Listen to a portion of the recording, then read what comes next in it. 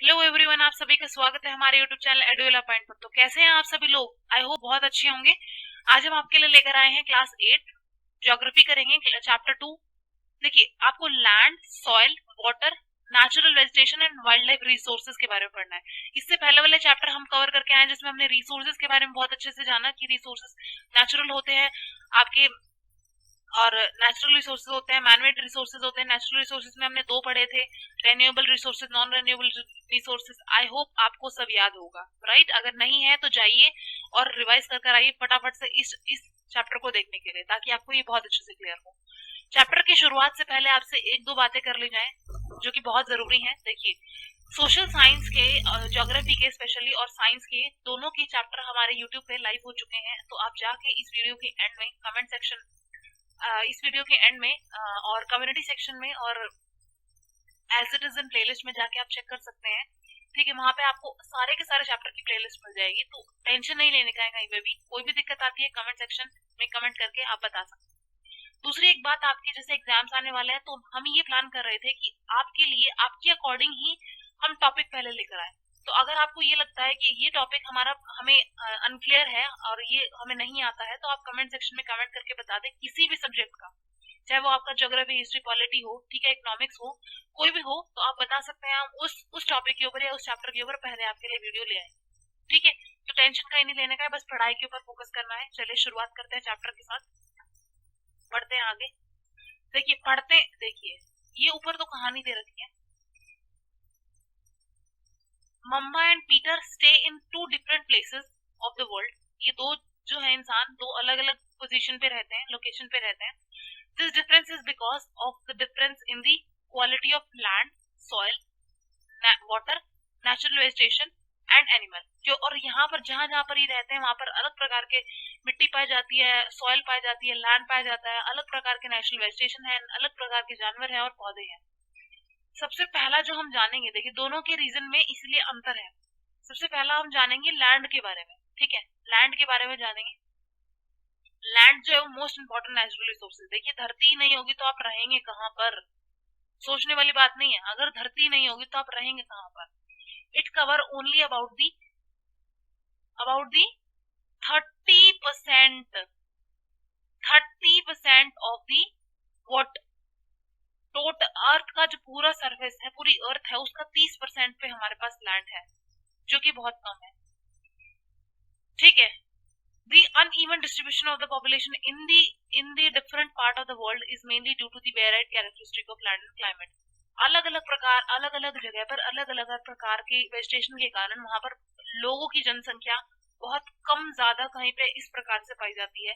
जैसे कि पहाड़ों में लोग कम रहते हैं और जो आपका प्लेन एरिया है वहां पर लोग ज्यादा रहना पसंद करते हैं, क्योंकि वहां की लैंड सुटेबल और क्लाइमेट सुटेबल होती है। इसी को ही हम बोलते हैं टोपोग्राफी। ठीक है, देखिए, तो आपका लॉगिंग डेजर्ट एरियाज और थिक फॉरेस्ट जहां पर है, वहां पे आपका पॉपुलेशन कहाँ मिलेगा? नहीं मिलेगा ना, क्योंकि वहां लोग रहते ही नहीं। अनहेबिटेटेड का मतलब समझते हैं? एक सेकेंड, देखिए, अन इन है बी टेड। ध्यान से समझिए इस शब्द को, बहुत इंपॉर्टेंट है। अन मतलब अलग है और इनहेबिटेड मतलब अलग। इनहेबिटेड मतलब जो वहां पर उस लोकेशन पे पाया जाए, रहे, वहीं का हो जाए। समझ रहे हैं बात? जैसे कि आप पहाड़ों के बीच में रहते हैं कहीं पे, तो आप वहां पर, आपको आदत हो चुकी है, आप वहां क्या हो गए? इनहेबिटेड हो गया। और अन लग जाए तो मतलब वो नहीं चीज। अन इनहेबिटेड क्या हो गया? कि वहां पर लोग नहीं रहते हैं। ठीक है, वहां पर पॉपुलेशन कम होगी। वहीं रादर आपकी जो प्लेन एरिया है जहाँ पर रिवर है, वहां पर आपका एग्रीकल्चर हो सकता है, इसीलिए वहां पर दुनिया ज्यादा बसती है। अगर हम इसके यूज की बात करें, तो बहुत सारे पर्पस के लिए इसको इस्तेमाल किया जाता है। जैसे कि आपका एग्रीकल्चर हो गया, फॉरेस्ट्री हो गया, माइनिंग हो गया, बिल्डिंग हो गया, घर बनाने के लिए, रोड बनाने के लिए, इंडस्ट्री बनाने के लिए, सेटअप करने के लिए। तो इस चीज के लिए लैंड का इस्तेमाल करते हैं हम। ठीक है, और देखिए, use of land is determined by the physical factor. हमें कोई भी लैंड का टुकड़ा इस्तेमाल करना है, ठीक है, तो वो बहुत सारी चीजों के ऊपर डिपेंड करता है। जैसे कि वहाँ की सॉइल, वहाँ का टोपोग्राफी, वहाँ का क्लाइमेट कैसा है, वहाँ मिनरल कैसे पाए जा रहे हैं, पानी है कि नहीं है, ह्यूमन फैक्टर के ऊपर बहुत सारी चीजें मैटर करती है। तो जो आपका लैंड है ना can also be classified on the basis of ownership and private. आपका खुद का लैंड हो सकता है या आप किराए पे लेंगे, ठीक है, या कम्युनिटी बेस्ड लैंड हो सकता है। Private land is owned by individual, where community land पे बहुत सारे लोग इकट्ठा मिलके काम करते हैं, ठीक है, इकट्ठा काम करते हैं बहुत सारे लोग, ठीक है। तो इस प्रकार से कॉमन प्रॉपर्टी रिसोर्स कहते हैं जो कि कम्युनिटी में इस्तेमाल करते हैं ना लैंड को। भाई एक एक जमीन का टुकड़ा है और उसी के ऊपर चाचा दादा नाना बाबा सब जो है वो खेती कर रहे हैं, तो वो क्या है, कम्युनिटी वाला हो गया, ठीक है। देखिए लोग और जो उनकी डिमांड है वो बढ़ती जा रही है दिन पे दिन। तो क्या, और हमारे पास लैंड क्या है, लिमिटेड है, ठीक है।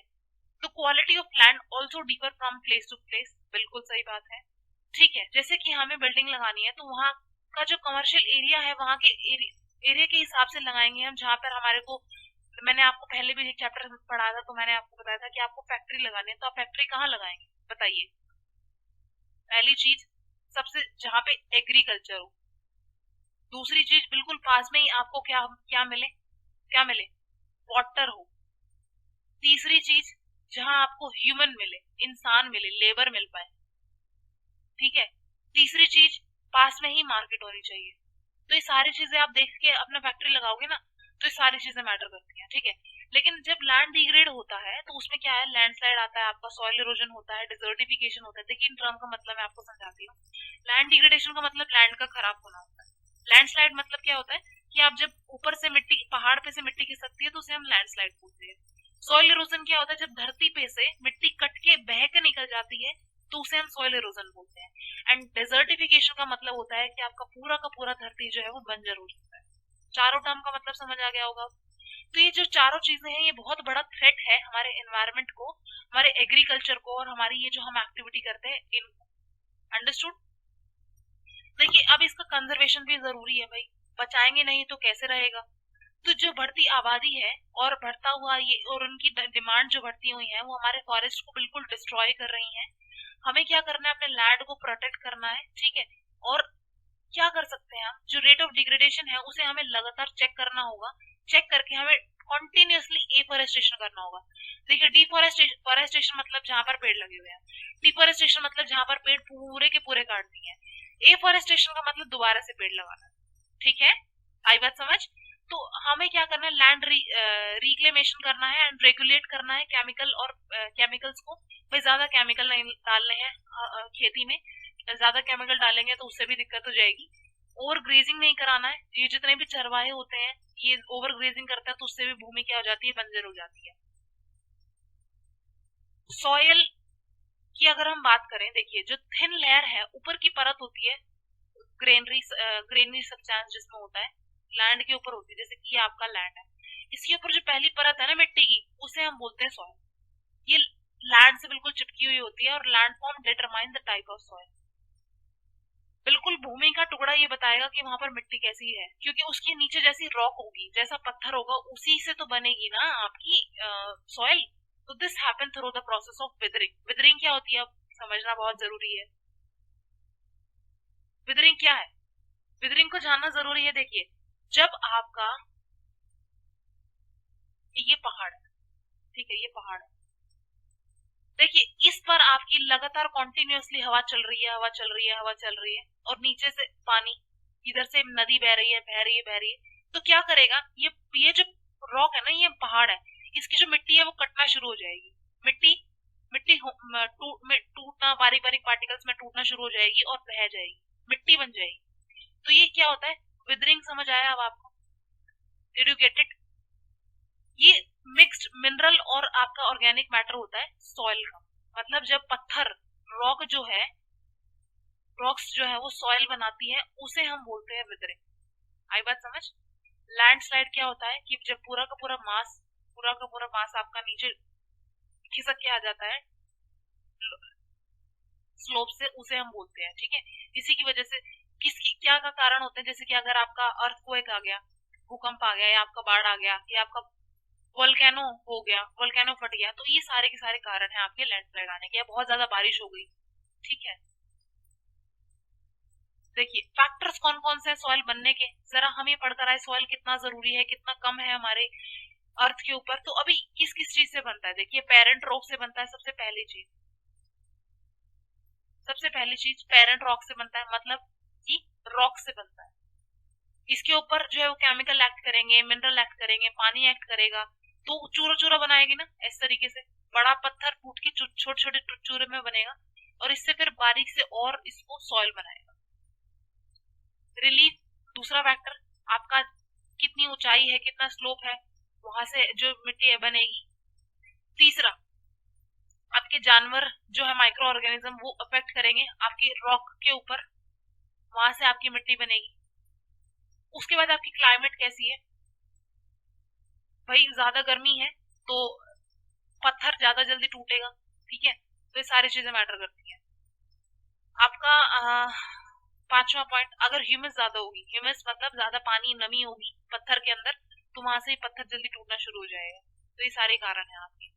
क्लाइमेट देखिए डिटरमाइन करती है थिकनेस सॉइल की। टाइम देखिए, जो बिल्कुल बारीक सॉइल होती है ना, बिल्कुल बारीक सॉइल, क्लेई सॉइल, तो उसको बनने में टाइम लगता है। वहीं अगर खुरदरी सॉइल होगी तो उसे बनने में थोड़ा कम टाइम लगेगा, जल्दी बन जाएगी। अगर हम डिग्रेडेशन की बात करें सॉइल की और कंजर्वेशन की बात करें तो उस पर आते हैं। देखिए soil conservation and depletion, depletion समझते हैं ना, depletion are the major threat. Depletion मतलब मिट्टी का कटना। ये दोनों के दोनों जो है वो ह्यूमन नेचुरल रिसोर्स से भी होता है, और ह्यूमन रिसोर्स मतलब ह्यूमन की वजह से भी होता है, और नेचुरली भी बहुत सारे फैक्टर होते हैं, ठीक है। जैसे कि डिफोरेस्टेशन कर दिया हम लोगों ने, ठीक है, ओवर ग्रेजिंग करा दी, चरवाओं ने चर डाली पूरी जमीन, तो उससे क्या होगा, बंजर हो जाएगी। केमिकल्स बहुत ज्यादा यूज करे हमने, पानी, बारिश बहुत ज्यादा हो रही है, लैंडस्लाइड बहुत ज्यादा आ रहे हैं, बाढ़ आ रही है, तो ये कारण कि इससे क्या होता है कि मिट्टी मिट्टी जो है वो बर्बाद होना शुरू हो जाती है, डिग्रेड होना शुरू हो जाती है। कुछ तरीके हैं हम इन्हें बचा कैसे सकते हैं। देखिए आपका जो पहला तरीका वो ये है mulching। क्या होता है ये, the bare ground between the plant is covered with the layer of organic matter like straw, it help retain the soil moisture. क्या कह रहा है कि वो it the bare ground between the, एक ऐसा ground between the plant is covered with the layer of organic matter. आप एक ऑर्गेनिक जो मैटर की जो लेयर बना देंगे, जिससे क्या होगा कि सॉइल के अंदर नमी रहेगी। मतलब समझ रहे हैं कि छोटी छोटी घास, छोटी छोटी पत्ती उगा दी आपने, छोटे छोटे प्लांट उगा दिए एक जमीन के टुकड़े पर, उसे। दूसरा आपका आता है कॉन्टोर बैरियर। कॉन्टोर बैरियर क्या होता है, आपका stone, grass, soil use to build the barrier between along the contour. Trenches are made in front of barrier to collect water. जैसे कि ऊपर से पानी नीचे बहता हुआ आ रहा है, और यहाँ आपने जो है वो आपने एक दीवार सी बना दी, एक रुकावट सी पैदा कर दी, तो यहाँ से जो पानी जो है वो मिट्टी वगैरह को आगे नहीं बहा के ले जा पाएगा। बात समझ रहे हैं, ठीक है। तो पानी यहाँ पे ही कलेक्ट हो जाएगा, तो यहाँ पे हम अपनी मिट्टी को इकट्ठा कर सकते हैं, वो आगे नहीं बह के जाएगी। अंडरस्टूड। तीसरा जो है वो आपका रॉक डैम है। आप डैम्स बना देंगे तो उससे क्या होगा, जो बहाव है उनका, पानी का जो मिट्टी को बहा कर लेके जाते हैं वो कम हो जाएगा, ठीक है, सॉइल लॉस कम होगा। चौथा देखिए, हम अपना टेरेस फार्मिंग की बात करें तो ब्रॉड फ्लैट स्टेप जो है terrace are made on a steep slope. उससे क्या होता है कि देखिए आपका ये जो पहाड़ है, यहाँ पर हम खेती करना शुरू कर देते हैं, ठीक है, क्या करना शुरू कर देते हैं, एग्रीकल्चर क्रॉप उगाना शुरू कर देते हैं। इससे क्या है कि ये जो पहाड़ की मिट्टी है ना, ये कटती नहीं है, सॉइल इरोजन नहीं होता है यहाँ पे। पांचवा इंटरक्रॉपिंग क्या है कि आप अभी इस सीजन में आपने एक पेड़ उगाया, एक प्रकार की फसल लगाई, दूसरे सीजन में आपने दूसरे प्रकार की फसल लगाई, तो उससे आप इंटरक्रॉपिंग कर रहे हैं। इससे क्या होता है कि सॉइल के सारे जो न्यूट्रिएंट्स होते हैं वो बर्बाद नहीं होते या खत्म नहीं होते। फिर आती है आपकी कॉन्टोर फ्लोइंग। कॉन्टोर फ्लोइंग बिल्कुल पैरेलल की जाती है कॉन्टोर के, जैसे कि आपने इस तरीके से बांध सा बना दिया और यहाँ पे आप जो है वो खेती कर रहे हैं। बात समझ आ रही है, टॉप हील के टॉप में तो आप नेचुरल बैरियर बना रहे हैं कि पानी फ्लो ना हो पाए down the slow. Understood. Shelter belt क्या होती है, ये कोस्टल और ड्राई रीजन में बनाई जाती है, जहाँ पे पेड़ों को एक लाइन में ऐसे लगाया जाता है किसकी, विंड की मूवमेंट को चेक करने के लिए और सॉइल को प्रोटेक्ट करने के लिए। देखिए अगर हम पानी की बात करें तो पानी हमारे लिए बहुत ही ज्यादा जरूरी रिसोर्स है, रेन्यूएबल रिसोर्स है ये, ठीक है, वाइटल रेन्यूएबल रिसोर्स है। Fourth of the earth surface is covered with the 3/4 जो हिस्सा है पूरी अर्थ का वो इससे कवर हैगा, इसीलिए इसको वाटर प्लैनेट भी बोलते हैं। और देखिए इसी की वजह से 3 बिलियन जो ये जो है लाइफ मिली थी इंसानों को, लोगों को। सबसे पहला जो प्राणी आया था इंसान के इतने साल पहले आया था just because of water. Ocean के अंदर जो है वो आपका 2/3 पानी है, 2/3 पार्ट है पानी का, ठीक है, लेकिन वो हमारे यूज के लायक नहीं है। ओशन वाटर जो है वो बहुत सलाइन है, हमारे हम कंजप्ट नहीं कर सकते इसलिए। और जो हमारे लिए पूरी धरती के ऊपर जितना पीने लायक पानी है वो तो सिर्फ 2.7 है। 2.7 है, नियरली जो 70% है पूरे आइस शीट्स का और ग्लेशियर्स का, अंटार्कटिका का, ग्रीनलैंड, यहाँ सब जितना भी ग्लेशियर्स पाए जाते हैं उनमें। समझ रहे हैं ना आप बात को, कि जो पूरा भी जितना आपका बर्फ बर्फ सब कुछ ग्लेशियर्स मिला के वो 2.7 है। और जब हम पीने की वाटर पीने की बात आती है ना, फ्रेश वाटर पीने की बात, तो वो तो सिर्फ हमारे पास 1% ही है। समझ रहे हैं कितना कम है। हम जो पानी पी रहे हैं ना अपने घर में, कपड़े धो रहे हैं और उसको ऐसे ही फेंक रहे हैं, अपना घर धो रहे हैं, तो 1% जो पानी है ना उसी से कर रहे हैं। तो देख लो आप कितना पानी है हमारे पास, कितना कम है और कितना आप इस्तेमाल कर रहे हैं। फ्रेश वाटर अवेलेबल है और जो कि इंसान के पीने लायक है, और अंडरग्राउंड वाटर है, ये सब हमारा सिर्फ 1% ही है। फ्रेश वाटर जो है वो मोस्ट प्रीशियस सब्सटेंस है अर्थ के ऊपर। देखिए अगर पानी नहीं है, पानी जितना है अर्थ के ऊपर उतना ही रहेगा, पानी को इतना आप बढ़ा सकते हैं ना आप घटा सकते हैं, टोटल वॉल्यूम जो है वो कांस्टेंट ही रहेगा, ठीक है, क्योंकि इसकी साइकिलिंग चलती रहती है। समुद्र से उठ के बादलों में जाएगा, बादलों से फिर बारिश होगी, समुद्र में जाएगा, तो इवेपोरेशन, प्रेसिपिटेशन, ये सारी वाटर साइकिल चलती ही रहती है, ठीक है। ह्यूमन जो है वो बहुत लार्ज उसमें इसको इस्तेमाल कर रहा है ड्रिंकिंग और वॉशिंग के लिए, और प्रोडक्शन के लिए भी, एग्रीकल्चर में भी ये काम आता है, इंडस्ट्रीज में भी काम आता है, बिजली बनाने के लिए भी हम इसी का इस्तेमाल कर रहे हैं। तो जितनी ज्यादा पॉपुलेशन बढ़ रही है उनकी डिमांड भी बढ़ रही है, अर्बनाइजेशन बहुत ज्यादा हो रहा है, जो कि इन सब की वजह से क्या हो रहा है, पानी की कमी होती जा रही है हमारे पास। तो प्रॉब्लम्स क्या है, देखिए स्कार्सिटी हो रही है, स्कार्सिटी मतलब कमी, कमी हो रही है दुनिया के अंदर, अफ्रीका के अंदर, वेस्ट एशिया, साउथ एशिया के अंदर, इन सब के अंदर, मैक्सिको, साउथ अमेरिका, ऑस्ट्रेलिया, इनके पास पानी की कमी हो रही है, ठीक है। तो क्या दिक्कत है कि वाटर शॉर्टेज हो रहा है, और जिसके कारण जो है वो सीजनल और एनुअल प्रेसिपिटेशन भी बहुत, मतलब इंसानों को नहीं मिल पा रहा है जितना उनका एनुअल जितनी जरूरत है उनको, बारिश भी नहीं हो रही है, तो ओवर एक्सप्लॉयटेशन हो रहा है पानी का, ठीक है। अगर हम इसकी कंजर्वेशन की बात करें तो देखिए ये जो प्रॉब्लम हम आज फेस कर रहे हैं ना, पूरी दुनिया फेस कर रही है, तो इसे हमें अभी रोकना होगा, क्योंकि ये जो है वो, मतलब अगर हम इसको एक्सप्लॉइट कर देंगे ना तो हमारे पास कुछ नहीं बचेगा, ठीक है। हाँ, तो देखिए ये जो आपके फॉरेस्ट है ना, देखिए ये क्या काम करते हैं, फॉरेस्ट होने से एक बहुत हेल्प हमारे लिए ये होती है कि जो अंडरग्राउंड वाटर है ना वो फ्रेश रहता है, रिप्लेनिश होता रहता है, ठीक है। लेकिन अगर हमारे पास पौधे ही नहीं होंगे, जंगल ही नहीं होंगे, तो वो काम भी नहीं हो पाएगा। और हम क्या कर रहे हैं, हमें we are so so so intelligent कि हम इतने पेड़ काट रहे हैं, इतने पेड़ काट रहे हैं कि आज के टाइम पे जंगल ही नहीं बचे हुए हैं, तो पानी भी गया। देखिए जंगल गया, पानी गया, सब बर्बाद होता जा रहा है, ठीक है। तो देखिए बचाइए जरा इस चीज को, डेली एक पेड़ लगाने की, एक हफ्ते में, एक महीने में, या एक साल में एक पेड़ लगाने की कोशिश करें। वाटर हार्वेस्टिंग जो है वो बहुत एक इंपॉर्टेंट मेथड है। देखिए बारिश हो रही है तो आप बारिश का पानी क्या करें, बचाएं, ठीक है, फिर उसको इस्तेमाल करें इरिगेशन वगैरह में। इससे क्या होगा कि वाटर सीपेज लॉस कम होगा। स्प्रिंकलर मेथड इस्तेमाल करें, एकदम से बहाव ना दे पानी का। स्प्रिंकलर मेथड मतलब समझते हैं ना, इस तरीके से फुहारा लगा के, तो जो वो है ना प्रॉपरली हर तरीके में हर जगह पे स्प्रेड हो जाएगा, इससे वाटर लॉस नहीं होगा, ठीक है। तो ये आप कर सकते हैं, छोटी छोटी चीजें, राइट। तो वैल्यू करो इसको। तीसरा हमें पढ़ना है, ये देखिए तीसरा हमारा इसके बारे में पढ़ना है, सॉइल पढ़कर आए हैं, देखिए हम सॉइल पढ़कर आए हैं, हम वाटर पढ़कर आए हैं, अब हम पढ़ेंगे नेचुरल वेजिटेशन एंड वाइल्ड, ठीक है।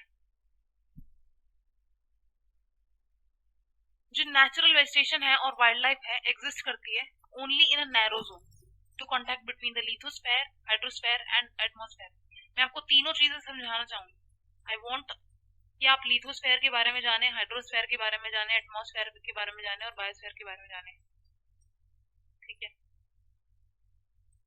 देखिए जो आपका लिथोस्फेयर होता है ना, सी दिस,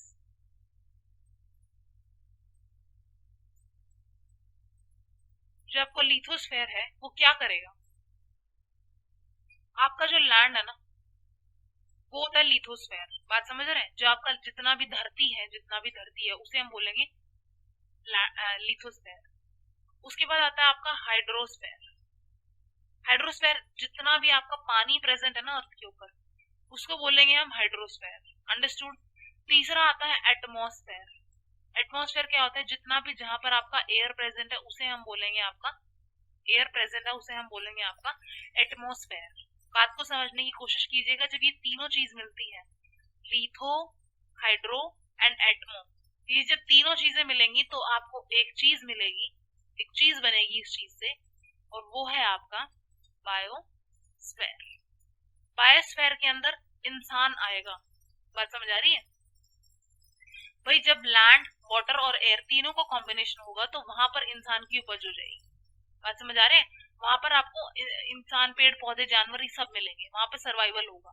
तो इसी the life supporting the system, इसको हम बोलते हैं इकोसिस्टम। ये पूरा का पूरा फिर हमारा बनता है इकोसिस्टम, जहां पर आपकी वाइल्ड लाइफ रहती है। आपको जो प्लांट है वो शेल्टर देते हैं रहने के लिए, खाने पीने के लिए, एनिमल्स को ऑक्सीजन देते हैं ब्रीथ करने के लिए, और सॉइल देते हैं प्रोटेक्ट करने के लिए। ठीक है? तो देखिए ये असेंशियल है, essential for growing crop and shelter belt and help in the storage of underground water, gives us fruit, nut। ये सब प्लांट की बात हो रही है कि हमें ये देते हैं। ठीक है? तो प्लांट हमें बहुत सारी चीजें देते हैं, पेपर भी देते हैं। ठीक है? तो इन नंबरल यूज है वाटर, इसका प्लांट का। अगर हम प्लांट लगाते हैं तो, अगर हमारे पास फॉरेस्ट है तो वाइल्ड लाइफ के अंदर आपके जानवर आते हैं, बर्ड आते हैं, इंसेक्ट आते हैं, एक्वाटिक एनिमल भी आते हैं। ये क्या हमें मिल्क देते हैं, मीट देते हैं। ठीक है? और फूल देते हैं, हाइट देते हैं। इंसेक्ट क्या है? बीज, ये सब हमें हनी देती हैं, पॉलिनेशन करते हैं, ये इकोसिस्टम डेवलप करते हैं। उसके बाद डिकम्पोजर्स होते हैं जो कि खराब चीज को हमारे एनवायरनमेंट से हटाने की कोशिश करते हैं। वल्चर आपका एक बहुत इंपॉर्टेंट एग्जाम्पल है डिकम्पोजर्स में। स्केवेंजर्स वही होते हैं जो कि हमारे एनवायरनमेंट को क्लीन करने का काम करते हैं। तो एनिमल जो है छोटा या बड़ा, वो सारे के सारे इकोसिस्टम के बहुत इंपॉर्टेंट हिस्सा है। डिस्ट्रीब्यूशन कैसे है नेचुरल वेजिटेशन का? देखिए ये ग्रो करता है टेम्परेचर पे और मॉइस्चर पे। जितना अच्छा आपका टेम्परेचर और मॉइस्चर होगा वहां पर आपको ज्यादातर उपज इनकी देखने को मिलेगी। ठीक है? देखिए सूखे में, ड्राई में तो आपको पौधा भी नहीं मिलता, तो जानवर कहाँ से रहेगा? बात समझ आ रही है? तो जो मेनली जो वेजिटेशन है वो आपकी, वो वर्ल्ड की क्या है? आपको फॉरेस्ट है, ग्रासलैंड है, स्क्रब्स है, टूंड्रा है। समझिए, I am talking about the type of world, like type of vegetation in world। कौन कौन सी है भाई? पहली कौन सी है? फॉरेस्ट। दूसरी ग्रासलैंड। तीसरी स्क्रब्स। चौथी टूंड्रा। आई बात समझ? This is tundra. Understood? Well, good. देखो जो आपका, सॉरी वेट अ मिनट, या जहां पर आपकी हैवी रेनफॉल होगी ना वहां पर आपके बहुत बड़े बड़े पेड़ और आपको फॉरेस्ट मिलेगा। ठीक है? जो कि पानी जहां पर होगा तभी मिलेगा आपको, मॉइस्चर अच्छा होगा। ठीक है? तो उससे देखिए, amount of moisture decreases the size of tree and the density reduces. Short plant आपको वहां मिलेंगे जहां पर आपको मॉडरेट रेनफॉल होती है या फिर कम होती है, और ग्रासलैंड आपको वहां मिलेंगे जहां पर बहुत बहुत कम बारिश होती है, और थॉर्नी शब्द आपको वहां मिलेंगे जहां पर बारिश होती ही नहीं है, ना के बराबर होती है। शब्द बिल्कुल ड्राई और लो रेनफॉल वाले एरिया में ग्रो करते हैं। ठीक है? और बहुत डीप रूटेड होते हैं क्योंकि पानी की तलाश में बहुत अंदर तक जाते हैं। ठीक है? जो वैक्सी सरफेस है, reduce loss of moisture through the transpiration and tundra vegetation of the cold polar region comprises of the mosses and lichens. जहां पर आपका कोल्ड पोलर पोल्स की बात करें हम, तो वहां पर आपको क्या मिलेगा? Mosses and lichens. ऑर्गेनिज्म नहीं है। ठीक है? ध्यान रखिएगा। तो to feed growing number of large areas of the forest it has been clear to grow crop. तो बहुत सारे फॉरेस्ट को इसीलिए काटा गया कि हमें इतनी जो जनता बढ़ रही है इसको खाना भी तो खिलाना है, उसके लिए खेती करनी है। ठीक है? तो forest cover all over the world in vanishing rapidly. इसीलिए जो है इनका बर्बाद होते जा रहे हैं या कटते जा रहे हैं हमारे एनवायरमेंट से। इनको काटा जा रहा है सिर्फ हमारी जरूरतों को पूरा करने के लिए। तो ये बहुत मेजर इम्पैक्ट क्रिएट करेंगे। देखिए अर्थक्वेक कितना आ रहा है, बाढ़ इतनी आ रही है, नेचुरल कैलामिटीज इतनी आती हैं, जस्ट बिकॉज कि हम अपने फॉरेस्ट को नहीं बचा पाते। कंजर्वेशन करना है भाई इनका भी, ठीक है, क्योंकि जो हमारी फॉरेस्ट है वो हमारी वेल्थ है, असली जो हमारी ताकत है वो यही है। ये जानवरों को शेल्टर देते हैं और हमें खाना देते हैं, ठीक है। ये इनकी वजह से क्लाइमेट चेंज होता है। अगर आप पेड़ बहुत लगातार बहुत पेड़ काटेंगे तो आपका CO2 बढ़ जाएगा, कार्बन डाइऑक्साइड बढ़ जाएगी। उसके बढ़ने से क्या होगा, आपकी गर्मी गर्मी बहुत ज्यादा बढ़ेगी। अभी ये पेड़ काट दोगे तो नेचुरल जो हैबिटेट प्लांट और एनिमल है जो जंगल में ही रहते हैं वो गए, वो मरेंगे, वो वल्नरेबल हो जाएंगे, एंडेंजर हो जाएंगे, एक्सटेंट हो जाएंगे, समझ रहे हैं। तो डिफॉरेस्टेशन से सॉइल इरोजन होगा, आपकी जो कंस्ट्रक्शनल एक्टिविटी है वहां दिक्कत आएगी, फॉरेस्ट में आग लगेगी, सुनामी आएगी, लैंडस्लाइड होगा, ह्यूमन और नेचुरल फैक्टर जो है वो दिक्कत करेंगे, उनको प्रॉब्लम आएगी, ठीक है। One of the major concern is poaching. What is that poaching? Can anybody tell me what is that poaching? क्या होता है ये पोचिंग? जानवरों को मारकर और उनके जो पार्ट्स हैं, उनकी स्किन है, उनकी हेड्स, उनके नेल, टीथ, उनके सींगों को और उनके फरों को काट के बेचना मार्केट में, उसे बोलते हैं हम पोचिंग। हम इतने मतलबी हो चुके हैं, मतलब इंसानियत हमारे में से बिल्कुल खत्म हो चुकी है कि हम जानवरों के साथ इतना गलत व्यवहार करते हैं। जानवरों को नहीं, आज इसके टाइम पे हम इंसानों को नहीं छोड़ते हैं। आप जैसे कि बेयर, लॉयन, टाइगर, आपके इन सब के हम क्या करते हैं, ये सारी चीजें काट के मार्केट में बेचते हैं, जो कि बहुत पैसे प्रॉफिटेबल होता है इनसे। देखिए ये सारी चीजें can be conserve by increasing awareness. कैसे ये सारी चीज रोकी जा सकती है? जब आप लोगों को बताओगे कि this very very serious concern, बहुत दिक्कत है भाई। देखो नेचुरल गवर्नमेंट ने क्या किया है, नेशनल पार्क बना दिया, वाइल्ड लाइफ सेंचुरी बना दी, वाइल्ड लाइफ बायोस्फीयर रिजर्व बना दिया है प्रोटेक्ट करने के लिए, लेकिन फिर भी हम मतलब इतने वाहियात काम करते हैं कि हम नहीं समझते इन चीजों को कि ये चीजें कितनी प्रॉब्लम करेंगी। क्योंकि इंसान की एक लाइफ है, वो सिर्फ अपने बारे में इतना मतलब होकर सोचता है, वो ना तो पेड़ के बारे में सोचता है, ना जंगल के बारे में सोचता है, और ना जानवरों के बारे में सोचता है, ठीक है। Conservation of the creek and lakes wetland is necessary, ठीक है। तो हमें कंजर्वेशन करना है। हम जैसे कि देखिए due to indiscriminate killing and several जो बर्ड्स हैं, एनिमल हैं, उनको मारा जाता है, इसकी वजह से वो एक्सटेंट हो जाते हैं, एक्सटेंशन होता है उनका बहुत ज्यादा। अवेयरनेस प्रोग्राम चलाना बहुत जरूरी है, सोशल फॉरेस्ट्री पे वन महोत्सव लगाने जरूरी है, ताकि हम लोगों को बता सकें कि देखिए आज की जरूरत क्या है। बच्चों को स्कूल में सिखाना चाहिए कि पेड़ पौधे कितने जरूरी है, फॉरेस्ट कितने जरूरी है, नेचुरल रिसोर्सेज कितने जरूरी है। मैनी कंट्री है वो तो उन्होंने तो लॉ बना दिया है ये कि आप ट्रेड करेंगे, लेकिन आप ट्रेड करेंगे तो आप बर्ड्स और एनिमल्स को कोई हार्म नहीं करेंगे। इंडिया के अंदर किलिंग, लॉयन को मारना, टाइगर, डियर, इन सबको मारना क्या है, इलीगल है, फिर भी मारते हैं लोग, ठीक है। इंटरनेशनल कन्वेंशन है, CITES has been established that the list of several species of the animal and the bird in which trade are prohibited. ये स्पेशली जो सीटी है, एक ऑर्गेनाइजेशन है, इसने स्पेशली ये लिस्ट निकाली गई है कि आप अपना व्यापार करने के लिए इन जानवरों का इस्तेमाल नहीं करेंगे, इनका कंजर्वेशन जरूरी है। तो ये था हमारा पूरा चैप्टर। क्वेश्चन आंसर्स पे आते हैं। देखिए which of the following which are the two main climatic factor responsible for soil formation? कौन से दो? टेम्परेचर और आपका rainfall. Right any two reason for land degradation? दो रीजन बताने हैं आपने, तो आप बताइए जरा। Indiscriminate use of chemical and pesticide, आप बहुत ही ज्यादा मात्रा में केमिकल्स का इस्तेमाल करते हैं, ठीक है, तो और फर्टिलाइजर्स का इस्तेमाल करते हैं, तो ये दो कारण है, ठीक है। Why is land considered an important resource? क्यों? क्योंकि धरती नहीं तो हम कहाँ, हम फ्लोरा कहाँ रहेगा, फौना कहाँ रहेगा, कहाँ हैबिटेशन होगा उनका, इंसान कहाँ रहेगा, एग्रीकल्चर कहाँ करेगा, पेड़ पौधे कहाँ उगेंगे, रोड कहाँ बनाएंगे, घर कहाँ बनाएंगे। इसीलिए Name any two steps that government has taken to conserve the plant. जैसे कि इंसान गवर्नमेंट ने नेशनल पार्क बनाए, वाइल्ड लाइफ सेंचुरी बनाई है, बायोस्फीयर रिजर्व्स बनाए हैं प्रोटेक्ट करने के लिए। देखिए ठीक है, जैसे कि आपका एग्जांपल के तौर पे काजीरंगा नेशनल पार्क हो गया, इसने बैन कर दिया है killing of lion, tiger, deer, great Indian bustards को, ठीक है। Suggest 3 ways to conserve water, कैसे आप कर सकते हैं? देखिए आप क्या करें, रेन वाटर, पानी को, जो बारिश का पानी है उसको हार्वेस्ट करें। दूसरा, lining irrigation canal to avoid seepage, canals जो है उनकी अच्छे से मरम्मत करानी चाहिए ताकि सीपेज ना हो, मतलब लीक ना हो पानी कहीं से। और replenishing ground water bye promoting afforestation, afforestation, ज्यादा से ज्यादा पेड़ लगाने चाहिए ताकि जो धरती का पानी है वो बचा रहे। Which one of the following is not factory of soil? Which one of the following is not a factor of soil formation? कौन सा? Soil texture. Which of the following method is most appropriate to check the soil erosion on the steep? कौन सा? आप terrace cultivation कीजिए ना।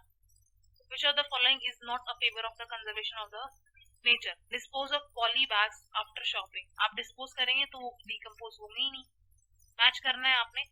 Land जो use है उसको क्या आपको प्रोटेक्टिव तरीके से यूज करना है। ह्यूमस क्या करेगा? आपको ऑर्गेनिक मैटर देगा, ठीक है। Top soil. रॉक डैम क्या करेगा? रॉक डैम से क्या होगा? आपका सॉइल इरोजन बचेगा। और एरेबल लैंड से क्या होगा? आपका लैंड सूटेबल बनेगा एग्रीकल्चर के लिए, ठीक है। ट्रू फॉल्स बताना है। जो गंगा ब्रह्मपुत्र प्लेन है वो ओवर पॉल्यूटेड है, दैट इज ट्रू, ठीक है। Water availability per person in India is declining, that is also true, बिल्कुल कम हो रही है। Row of tree planted in the coastal areas to check the wind speed, and that is intercropping? No, actually no, this is not an intercropping. Human interference and change of the climate can be maintain by ecosystem? No. आप अगर इंसान उस अपनी बदतमीजी पे उतरेगा तो ecosystem कैसे मेंटेन होगा? बात समझ रहे हैं? तो ये पूरा का पूरा चैप्टर था जो हमने एनसीईआरटी के साथ कवर किया है। आई होप आपको क्लियर हो गया होगा। अगर आपको फिर भी कोई डाउट रह जाता है तो कमेंट सेक्शन में आप कमेंट करके अपना डाउट पूछ सकते हैं, ठीक है। चलिए मिलते हैं फिर आपसे जल्द ही नए चैप्टर के साथ। तब तक के लिए आप अपना ध्यान रखें। Thank you, bye, take care.